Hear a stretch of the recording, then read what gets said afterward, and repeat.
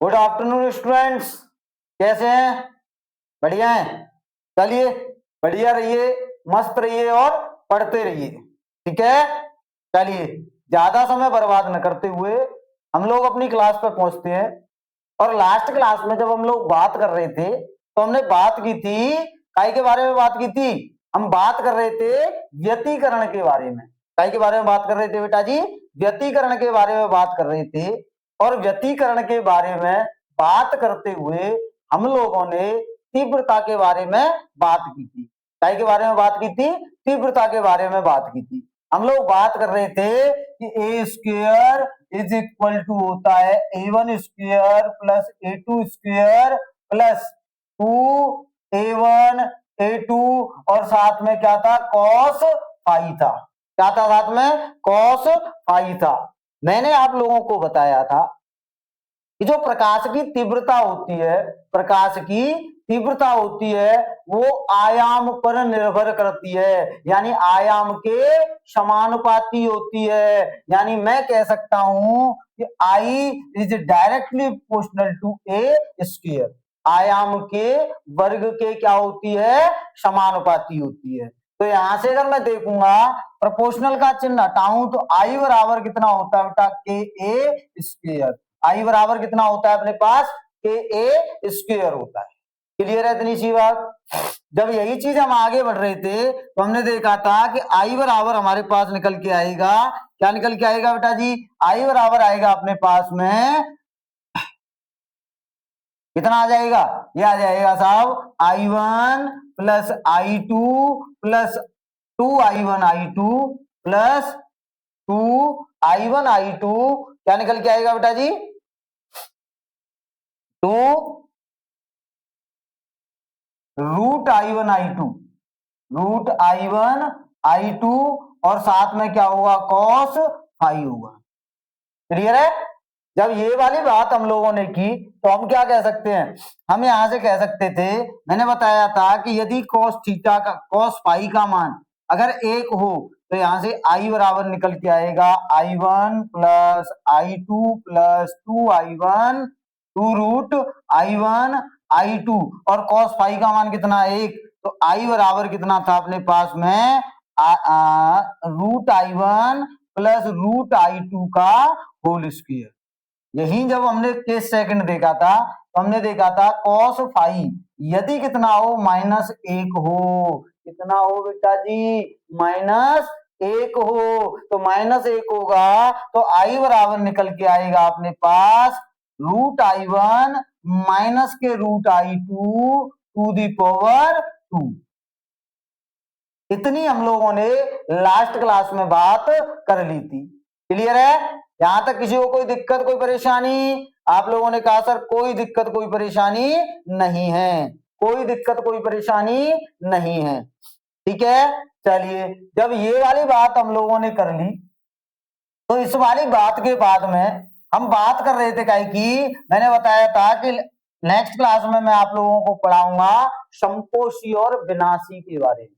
काय के बारे में पढ़ाऊंगा बेटा? समपोषी और विनाशी के बारे में पढ़ेंगे। जब समपोषी और विनाशी के बारे में हम पढ़ेंगे तो समपोषी और विनाशी के बारे में होता क्या है? आप लोगों ने कहा सर जी समपोषी तो वो होता है जहां प्रकाश की तीव्रता अधिकतम हो जाए, और विनाशी वह कंडीशन होती है जहां प्रकाश की तीव्रता न्यूनतम हो जाए। हाँ बोल दो रे जल्दी से, आ रही है कि नहीं बात समझ में? क्लियर आ रही है?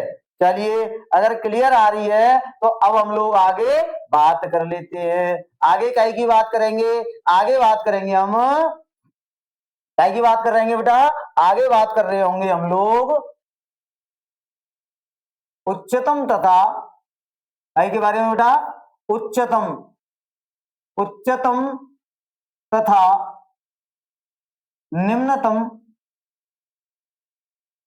निम्नतम तीव्रता की शर्तें। उच्चतम तथा निम्नतम तीव्रता की शर्तें। निम्नतम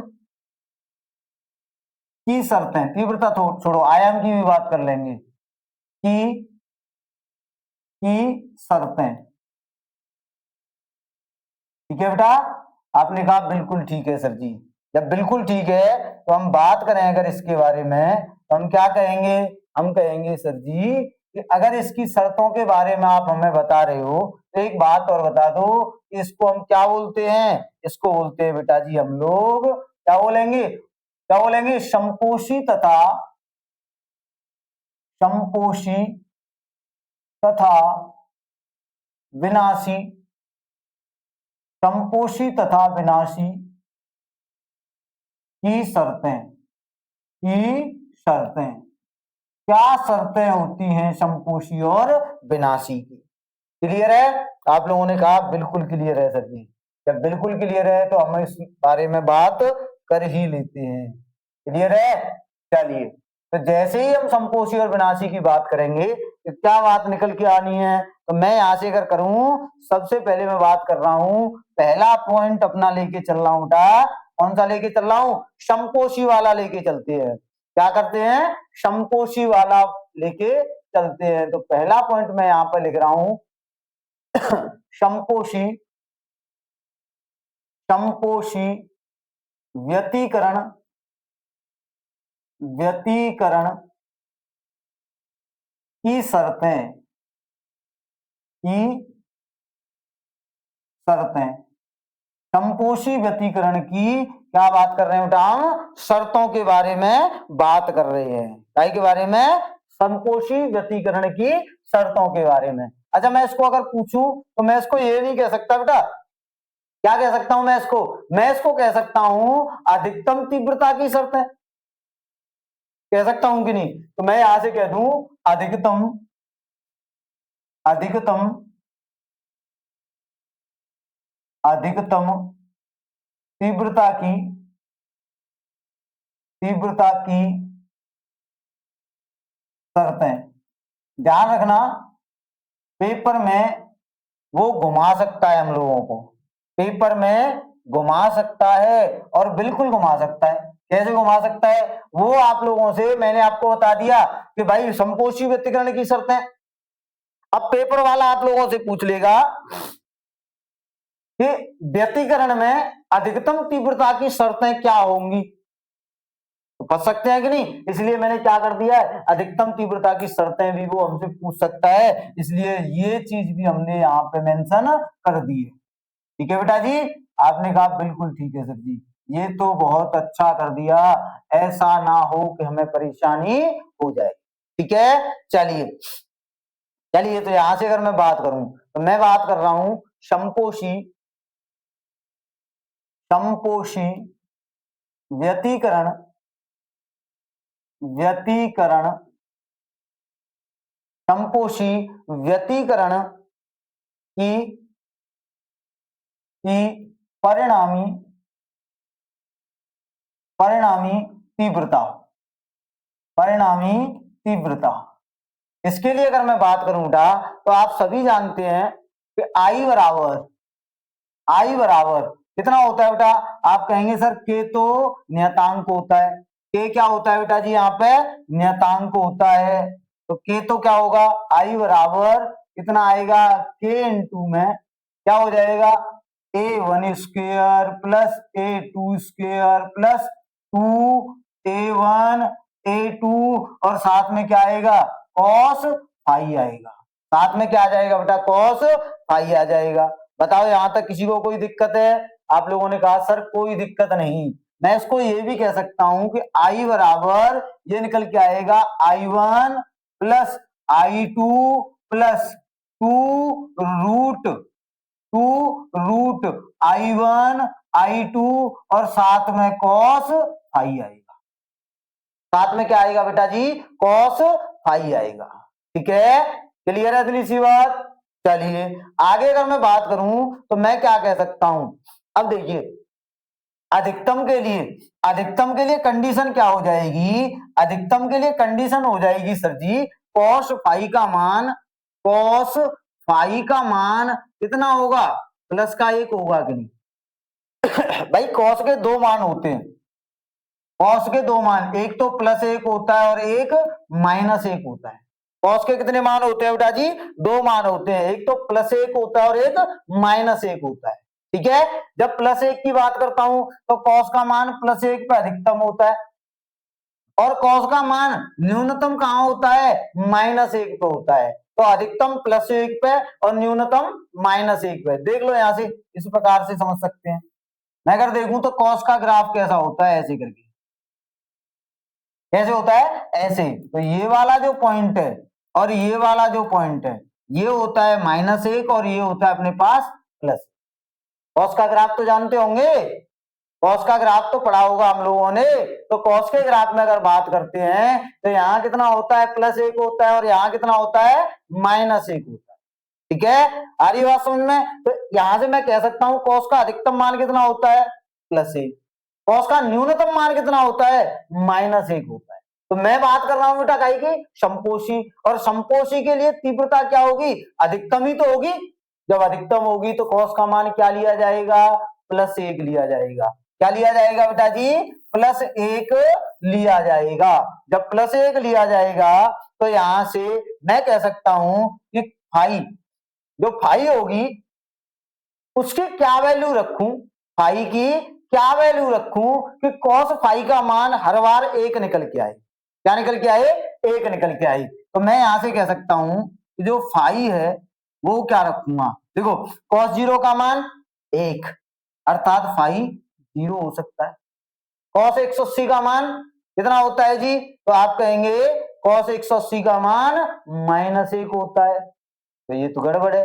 तो फिर कितने पे, cos 360 का मान +1 होता है। तो मैं कहूंगा 0 पे हो जाएगा, 2 पाई पे हो जाएगा, उसके बाद 4 पाई पे हो जाएगा, 6 पाई पे हो जाएगा। इस प्रकार से समरूप में अगर cos का मान रखूं, पाई के रूप में बेटा, समरूप में इस प्रकार से अगर cos का मान, पाई का मान रखूंगा तो हमेशा ही cos का मान कितना निकल के आएगा, 1 निकल के आएगा। जब 1 निकल के आएगा तो मैं इसको फाई का व्यापक मान अगर बोल दूं, तो भाई हर जगह पे जो काम आए ऐसा मान बोल दूं, तो फाई का जो व्यापक मान होगा कितना होगा, वो होगा सर जी 2n पाई। कितना हो जाएगा, 2n पाई।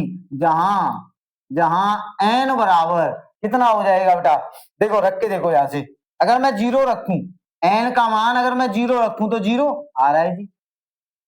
मैं अगर 1 रख दूं, 1 तो कितना आएगा, 2 एकम 2 पाई, यानी 1 भी सही है। मैं अगर 2 रख दूं, 2 दूनी 4 पाई, 2 भी आएगा। मैं अगर यहाँ पे 3 रख दूं बेटा जी, 3 तो 3 दूनी 6 पाई, बिल्कुल है। तो सर जी जहां n के मान क्या होंगे, n के मान आप रख सकते हो 0 रख सकते हो, 1 रख सकते हो, आप 2 रख सकते हो, आप 3 रख सकते हो। इस प्रकार से n के मान रख सकते हो, n के मान रख सकते हो। आ रही बात समझ में। तो मैंने क्या देख लिया, मैंने फाई का मान देख लिया। तो यहां से अगर आपसे पूछता है तो यहां से पूछेगा आपसे, एक तो पथांतर के बारे में पूछता है। क्या पूछता है, पथांतर के बारे में। काय के बारे में पूछेगा, पथांतर। क्या पूछ लेगा, एक तो पथांतर। तो पथांतर का फॉर्मूला होता है बेटा λ/2 पाई, इनटू में कितना होता है, इनटू में होता है कलांतर। इनटू में क्या होता है, कलांतर। 11th क्लास में तरंग नाम का चैप्टर जब हमने पढ़ा था तो वहां इसके बारे में पढ़ा था कि पथांतर बराबर λ/2 पाई, इनटू में क्या हो जाएगा, कलांतर हो जाएगा।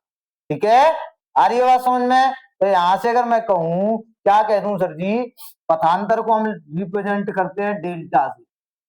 पथांतर को कैसे रिप्रेजेंट करते हैं, डेल्टा से प्रदर्शित करते हैं। तो डेल्टा बराबर कितना आएगा, आप कहेंगे डेल्टा बराबर ये हो जाएगा λ/2 पाई इनटू में, यहां से देखिए कलांतर अभी हमने निकाला था, कितना निकल के आया था जी, कलांतर निकल के आया था अपने पास में, ये देखिए यहां से कलांतर ये रहा था, फाई ही तो कलांतर है, फाई ही तो अपने पास में क्या है जी, कलांतर है।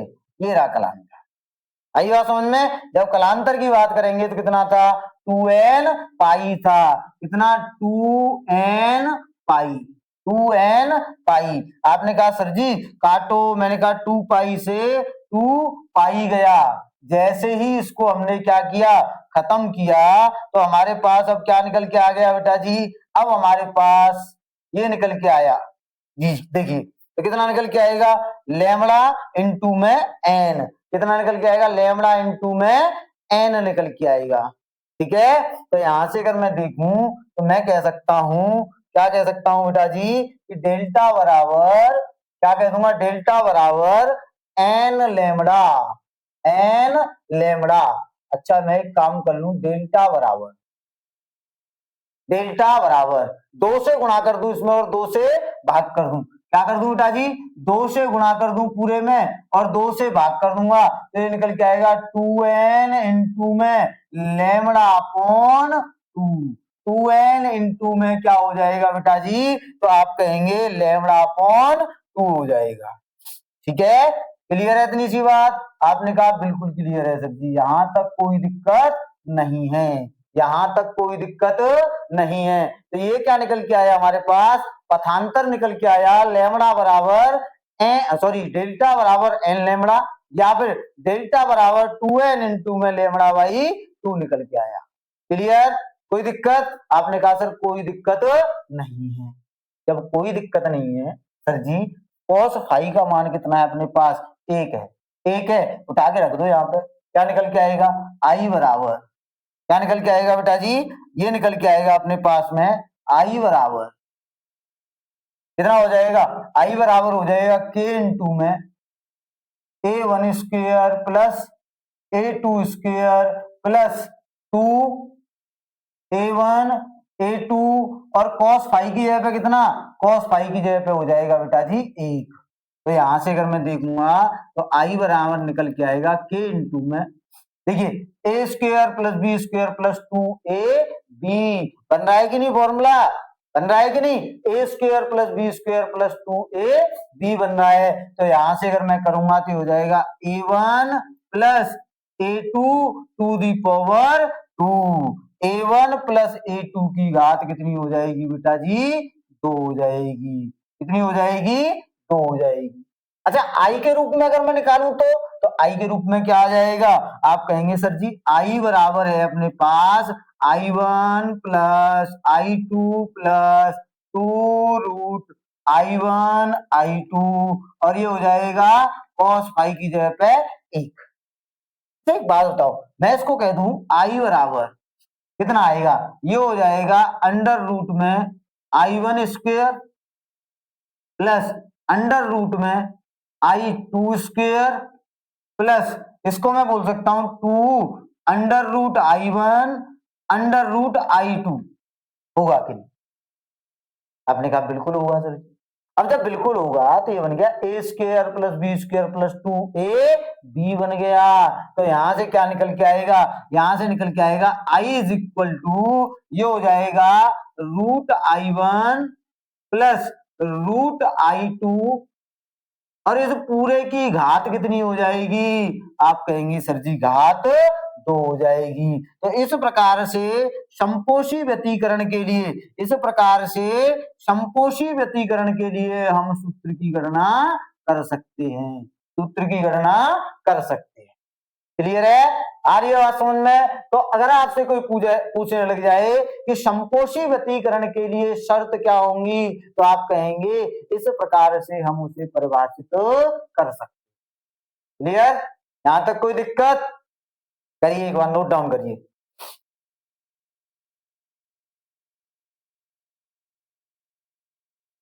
हो गया बेटा जी, क्लियर है, कोई दिक्कत किसी को यहां तक? आपने कहा सर कोई दिक्कत नहीं है। जब कोई दिक्कत नहीं है तो अगला अपना जो टॉपिक निकल के आएगा वो कौन सा होगा बेटा जी, वो होगा सर जी विनाशी व्यतीकरण के लिए। काय के लिए होगा, विनाशी व्यतीकरण के लिए। तो अगला पॉइंट हो जाएगा अपने पास में विनाशी व्यतीकरण का। कौन सा हो जाएगा बेटा, विनाशी व्यतीकरण का। तो अगला पॉइंट में अगर लिखूं तो क्या लिखूंगा बेटा जी, अगला लिखूंगा सेकंड पॉइंट, पॉइंट बी। और वो पॉइंट बी क्या होगा, पॉइंट बी होगा बेटा जी विनाशी व्यतीकरण के लिए, विनाशी व्यतीकरण व्यतीकरण के लिए शर्तें, विनाशी व्यतीकरण के लिए, जैसे संपोषी व्यतीकरण के लिए शर्तें निकल के आई थी, जैसे संपोषी व्यतीकरण के लिए शर्तें निकल के आई हैं, उसी प्रकार से विनाशी व्यतीकरण के लिए भी तो कुछ शर्तें होंगी। तो उन्हीं शर्तों के बारे में हम लोग अब बात करेंगे। अच्छा, जब संपोषी विनाशी की बात आ रही है तो मैं क्या कहूंगा, व्यतीकरण की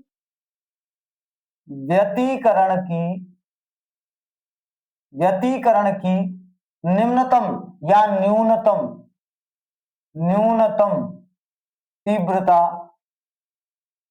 तीव्रता की शर्तें,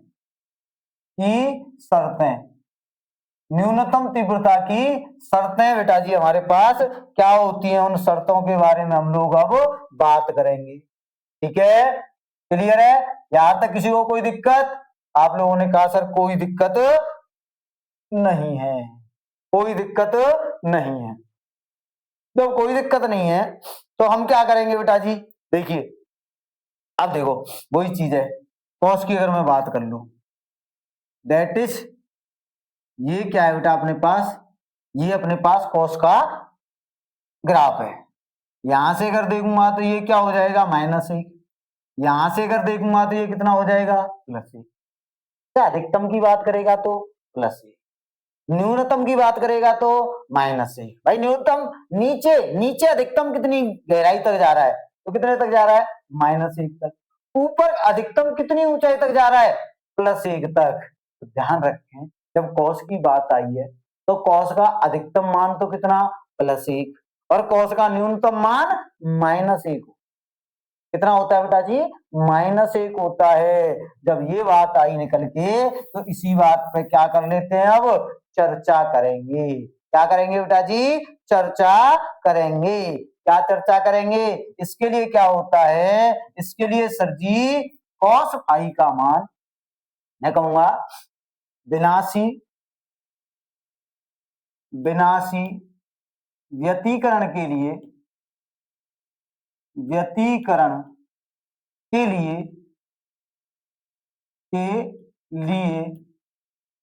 क्या होगा बेटा, कॉस फाई, क्या, अरे कॉस फाई बराबर कितना होगा, -1। कॉस फाई कितना होगा जी, कॉस फाई होगा सर जी अपने पास में -1 होगा। अच्छा, कॉस फाई अगर -1 होगा, मान लिया हमने सर जी कॉस फाई कितना होगा, -1 होगा, तो कॉस फाई -1 होता कहां कहां पे, भाई फाई का मैं क्या क्या मान रखूं कि कॉस का मान -1 निकल के आए, फाई का मैं क्या क्या मान रखूं कि कॉस का मान -1 निकल के आए। देखिए मैं कह रहा हूं कॉस 180 का मान -1, तो पाई हो गया, 3 पाई हो गया, 5 पाई हो गया, 7 पाई हो गया। इस रूप में अगर मैं रखूंगा तो कॉस का मान सदैव कितना आएगा, -1 निकल के आएगा।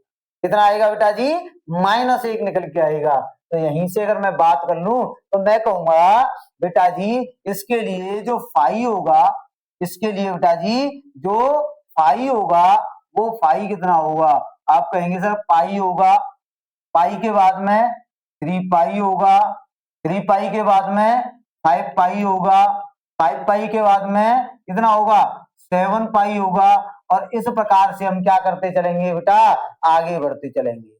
क्या बढ़ते चलेंगे, आगे बढ़ते चलेंगे। तो मैं यहां से कहूं फाई का व्यापक मान क्या हो जाएगा, भाई ऐसे थोड़ी है हम एक निश्चित मान निकाल के दे दें, उसमें कोई भी वैल्यू रखो तो वो निश्चित निकल के आ जाए, बस वही क्या होता है, व्यापक मान होता है।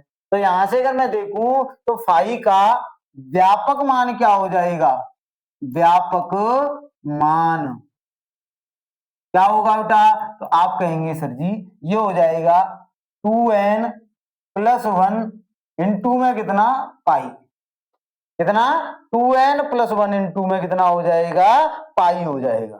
कैसे सर जी, लो जी, जहां जहां जो n है वो क्या होगी, n बराबर 1 हो जाएगी, 2 हो जाएगी, 3 हो जाएगी, 4 हो जाएगी, डैश इस प्रकार से n ये हो जाएगी। कैसे सर जी, रखो n बराबर 1 रखो तो 2 एकम 2 और 1 3, तो कितना 3 पाई। तो फिर तो क्या रख सकते हैं हम, 0 भी रख सकते हैं सर, क्या रख सकते हैं, 0 भी रख सकते हैं, क्या रखते हैं यहाँ पे 0 भी हम रख सकते हैं। तो n का मान 0 भी रख सकते हैं, तो n का मान 0 भी रख लो साहब, क्या दिक्कत है। n बराबर कितना रख लें, 0 रख लो, 1 रख लो, 2 रख लो, 3 रख लो, 4 रख लो, डैश कुछ भी रखो, काय के रूप में, पूर्णांक या पूर्ण संख्याओं के रूप, काय के रूप में, पूर्ण संख्याओं के रूप में आप कुछ भी रख लें तो क्या निकल के आएगा, करेक्ट वैल्यू। रखो जैसे मैं कहूं n की जगह पे अगर मैं 0 रखूं तो ये तो हो गया 0 खत्म, ये तो क्या हो गया बेटा जी 0 हो गया खत्म, पाई का 1 से गुणा करेंगे तो पाई और कॉस पाई का मान माइनस। मैं अगर रखूं 1 तो 2 एकम 2 और 1 3, 3 पाई पे भी -1। मैं रखूं अगर 2, 2 दूनी 4 और 1 5, 5 पाई आ रहा है। मैं रखूं अगर 3 तो 3 दूनी 6 और 1 7 पाई, 7 पाई 9 पाई 11 पाई 13 पाई। इस प्रकार से अगर रखेंगे तो इन सब पे कॉस का मान सदैव कैसा निकल के आएगा, आप कहेंगे सर जी सदैव -1 निकल, कैसा आएगा, सदैव -1 निकल के आएगा। जब सदैव -1 निकल के आएगा तो मैं यहां से क्या कह सकता हूं, मैं इसको बोल दूंगा ये हो जाएगा फाई का व्यापक मान, फाई का क्या हो जाएगा जी, व्यापक मान हो जाएगा। ठीक है, क्लियर है यहां तक, आपने कहा सर बिल्कुल क्लियर है। तो यहां से अगर मैं देख दूं, यहां से मैं क्या बोल दूं बेटा जी, मैं बात कर लेता हूं इसके पथांतर की, मैं बात का ही कर लूं बेटा पथांतर। तो पथांतर की अगर मैं बात करूंगा तो पथांतर क्या निकल के आएगा, आप कहेंगे सर ये होता है लेमड़ा अपॉन 2 पाई, इनटू में होता है कलांतर, इनटू में क्या होता है, कलांतर होता है। पथांतर बराबर क्या होता है, लेमड़ा अपॉन 2 पाई इनटू में कलांतर।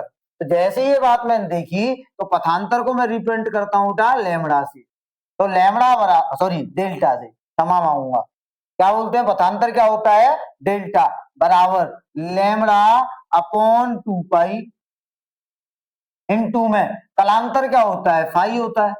कलांतर क्या होता है बेटा जी, फाई होता है। फाई की वैल्यू हमें पता है क्या है, 2n प्लस 1 इंटू में क्या होता है बेटा जी, 2n प्लस 1 इंटू में क्या होता है, पाई होता है। तो यहां से अगर मैं देखूंगा क्या निकल के आएगा, लेमड़ा बराबर सॉरी डेल्टा बराबर, बार बार लेमड़ा आ रहा है, क्या आएगा, डेल्टा बराबर लेमड़ा अपॉन 2 पाई इनटू में कितना हो जाएगा, इनटू में हो जाएगा सर 2n प्लस 1 इनटू में कितना हो जाएगा, पाई। ये काय का मान रख दिया मैंने, ये मान रख दिया सर जी मैंने फाई का। जैसे ही मैं फाई का ये मान रखूंगा, जैसे ही मैं ये फाई का मान रखूंगा तो कंडीशन क्या आ जाएगी सर जी, कंडीशन यहां से निकल के आएगी कि जो डेल्टा का मान होगा, जो डेल्टा का मान निकल के आएगा वो कैसे आएगा, तो आप कहेंगे सर जी देखो पाई से पाई गया, पाई से तो कौन गया, पाई गया। अब यहां से देखो कितना हो जाएगा, कितना हो जाएगा बेटा, तो आप कहेंगे ये निकल के आएगा, देखो लेमड़ा अपॉन 2 इंटू में 2n प्लस 1, तो यहां से निकल के आएगा अपने पास में डेल्टा बराबर क्या हो जाएगा बेटा जी, क्या हो जाएगा अपने पास, आप कहेंगे सर जी ये निकल के आया डेल्टा बराबर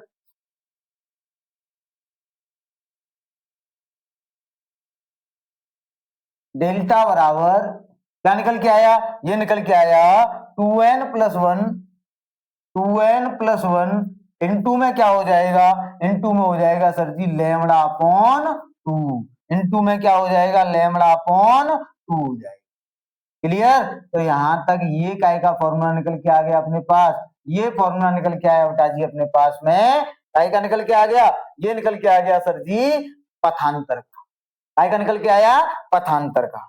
अब जैसे ही हमने पथांतर की बात कर ली, जैसे ही काय की बात कर ली बेटा, पथांतर की बात कर ली, अब हम क्या देखेंगे, तीव्रता भी तो देखेंगे, क्या देखेंगे बेटा जी, तीव्रता देखेंगे, और तीव्रता अगर मैं देखूं तो इस कंडीशन में जो तीव्रता निकल के आएगी वो कैसी होगी? आप कहेंगे सर तीव्रता इस कंडीशन में मिनिमम होगी। कैसी होगी? मिनिमम होगी। तो मैं यहां से अगर बात करूंगा तो मैं अब बात का ही कर रहा हूं न्यूनतम, मैं बात का ही कर लूं बेटा न्यूनतम तीव्रता। न्यूनतम तीव्रता क्या था? आपने कहा सर आई बराबर हमारे पास था ए इंटू में A1 square plus A2 square plus 2 A1 A2, और साथ में क्या था? कॉस फाई था। साथ में क्या था बेटा जी अपने पास? कॉस फाई था।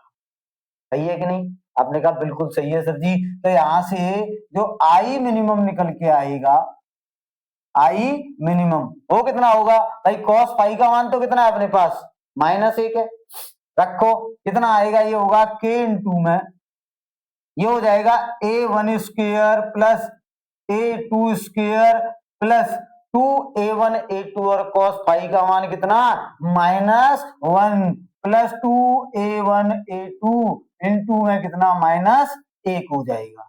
तो यहां से अगर मैं देखूं आई मिनिमम बराबर कितना आएगा? आप कहेंगे सर k इंटू में ये हो जाएगा A1 square plus A2 square minus के हो जाएगा 2A1 A2, माइनस के कितना हो जाएगा बेटा जी? 2A1 A2 हो जाएगा। क्लियर? तो यहां से अगर मैं देखूं इसको तो मैं कह सकता हूं कि आई मिनिमम निकल के आएगा अपने पास। आई मिनिमम कितना आएगा बेटा जी? ये आएगा k इंटू में A1 minus A2 to the power 2, A1 minus A2 की घात 2 निकल के आएगा। आएगा कि नहीं? आपने कहा सर बिल्कुल आएगा। यहीं से अगर मैं कह दूं कि सर जी आई की और अगर मैं बात कर लूं आई मिनिमम, आई के रूप में भी अगर देखूं तो कितना आएगा? आप कहेंगे sir ji √I1 minus √I2 to the power कितना हो जाएगा? 2 हो जाएगा, की घात कितना हो जाएगा? 2 हो जाएगा। ठीक है? क्लियर है इतनी सी बात? आपने कहा बिल्कुल क्लियर है सर जी, यहां तक कोई दिक्कत कोई परेशानी नहीं है, कोई दिक्कत कोई परेशानी नहीं। ठीक है? आ रही है बात समझ में बेटा जी? आप लोगों ने कहा बिल्कुल समझ में आ रही है सर जी। हमने समपोषी और विनाशी को पढ़ लिया। काय को पढ़ लिया बेटा जी? समपोषी को और विनाशी। ठीक है? चलिए एक बार नोट डाउन करिए।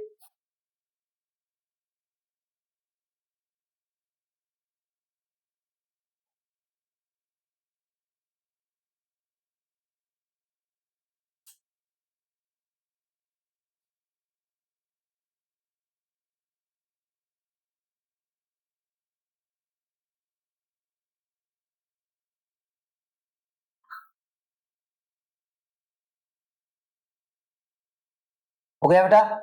क्लियर है यहां तक? जो कोई डाउट कोई दिक्कत नहीं है। चलिए अब देखिए, अब तक हम लोग पढ़ रहे थे व्यतिकरण के बारे में। व्यतिकरण जब हमने पढ़ा तो हमने देखा कि जब दो या दो से अधिक तरंगें एक दूसरे पर अध्यारोपित होती हैं तो किसी स्थान पर प्रकाश की तीव्रता बढ़ जाती है और किसी स्थान पर प्रकाश की तीव्रता घट जाती है। यही घटना क्या कहलाती है? प्रकाश का व्यतिकरण कहलाती है। क्या कहलाती है? इंटरफियरेंस कहलाती है सर जी। और इंटरफियरेंस दो होता है, जहां तीव्रता बढ़ती है उन स्थानों को तो क्या बोलते हैं? समपोषी व्यतिकरण बोलते हैं। क्या बोलते हैं बेटा जी? सॉरी, समपोषी व्यतिकरण बोलते हैं। और जहां प्रकाश की तीव्रता घटती है उन स्थानों को क्या बोलते हैं? विनाशी व्यतिकरण के। क्या कहते हैं? विनाशी व्यतिकरण के। अब व्यतिकरण हो कहां सकता है? व्यतिकरण होने के लिए शर्तें क्या हैं? कब व्यतिकरण हो सकता है और कब व्यतिकरण नहीं हो सकता, ये भी तो हमें पता होना चाहिए कि नहीं? तो इसीलिए अपना अगला टॉपिक होगा व्यतिकरण के लिए आवश्यक शर्तें। व्यतिकरण के लिए आवश्यक क्या हो जाएंगी बेटा? शर्तों की हम बात करेंगे कि कब व्यतिकरण हो सकता है और कब व्यतिकरण नहीं हो सकता। तो अगला अपना टॉपिक होगा अगला अपना टॉपिक क्या हो जाएगा बेटा जी, अगला टॉपिक हो जाएगा अपना स्पष्ट व्यक्तीकरण के लिए क्या हो जाएगा,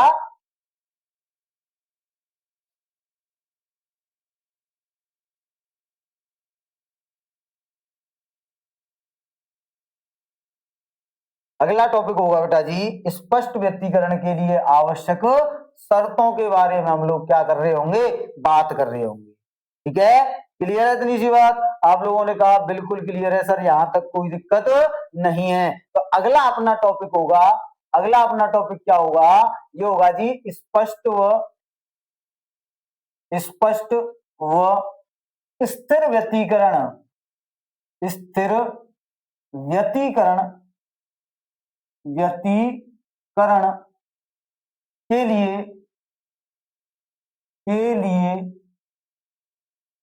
आवश्यक शर्तें, आवश्यक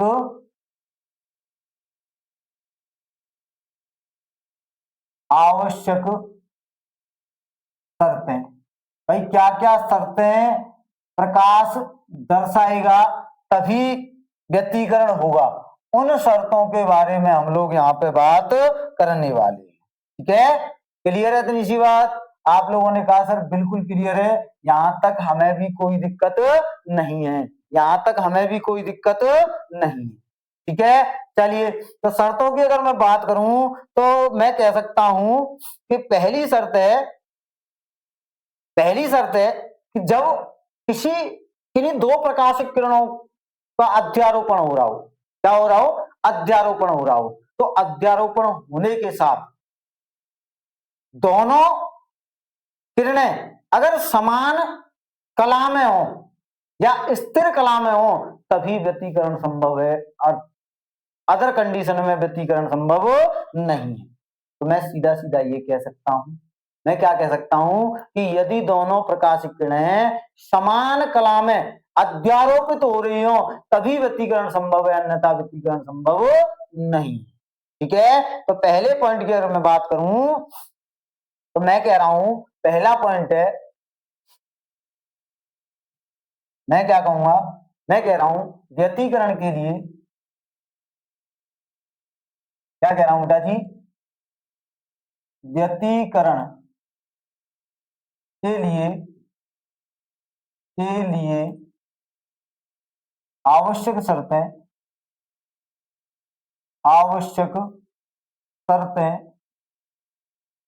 निम्नलिखित हैं, आवश्यक शर्तें निम्नलिखित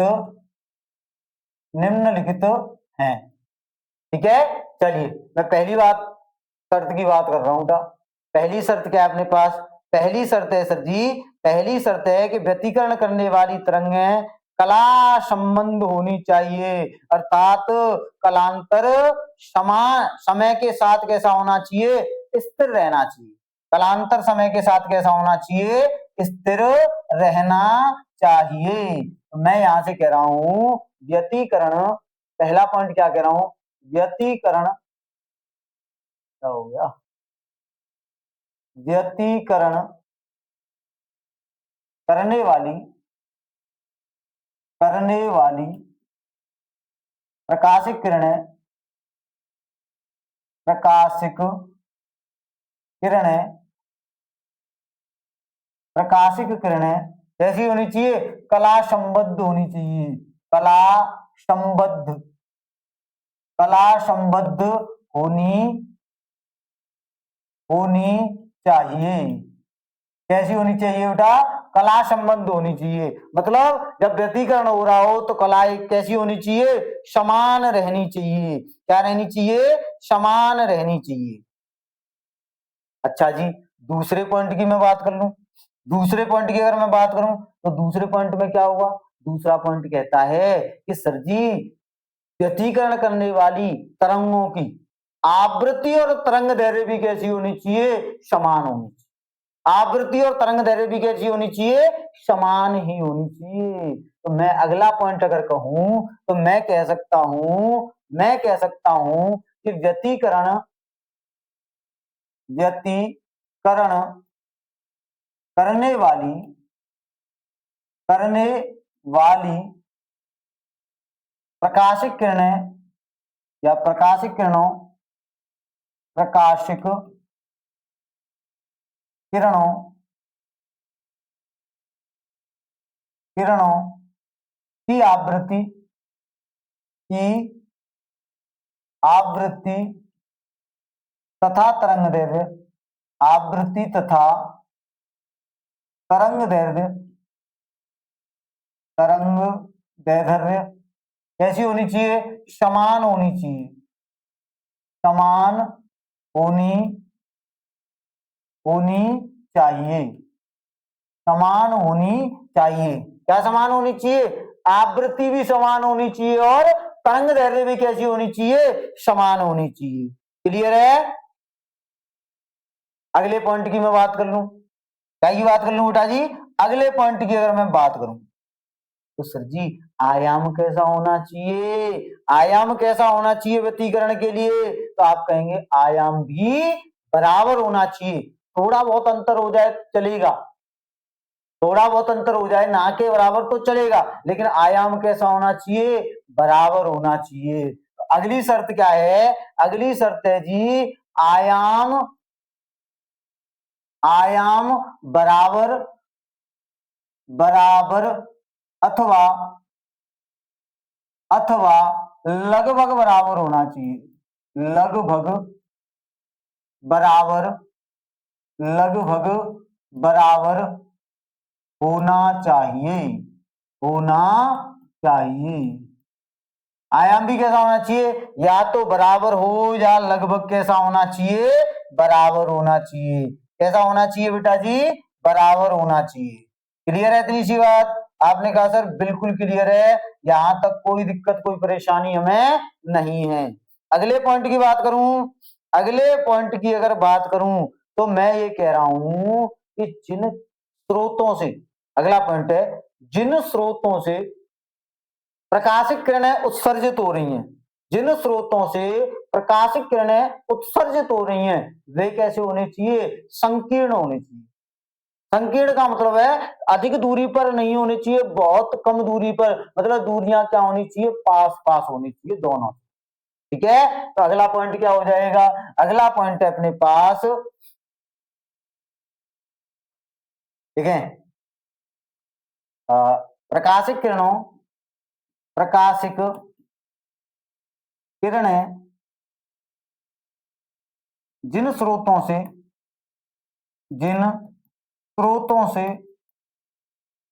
स्रोतों से उत्सर्जित, उत्सर्जित हो रही हैं, हो रही हैं, उनके मध्य की दूरी, उनके मध्य की दूरी, मध्य की दूरी बहुत कम होनी चाहिए, दूरी बहुत कम, बहुत कम होनी चाहिए, होनी चाहिए, बहुत कम होनी चाहिए। क्लियर है? आ रही है बात समझ में? ठीक है बेटा जी, क्लियर है? तो ये चार शर्तों को, भाई समतल ध्रुवित वाली भी एक शर्त होती है कि अगर समतल ध्रुवित है तो क्या होना चाहिए? उनका जो ध्रुवण तल हो वो एक होना चाहिए। अगर प्रकाशिक किरणें, व्यतीकरण वाली प्रकाशिक किरणें कैसी हो? समतल ध्रुवित हो, तो कहता है कि उनका जो ध्रुवण तल है वो कहना कैसा होना चाहिए? एक ही होना चाहिए, एक ही तल से उत्सर्जित होनी चाहिए। ये भी एक शर्त होती है। तो ये कुछ शर्तें हैं, अगर इन शर्तों का पालन प्रकाशिक किरणें, इन शर्तों का पालन प्रकाशिक किरणें कर रही हैं तो वे प्रकाशिक किरणें व्यतीकरण सही और स्पष्ट रूप से कर सकती है, अन्यथा स्पष्ट रूप से व्यतीकरण नहीं कर पाए।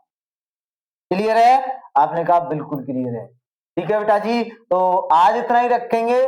कल इसके आगे हम बात करेंगे काय के बारे में? यंग के बारे में बात कर रहे हो।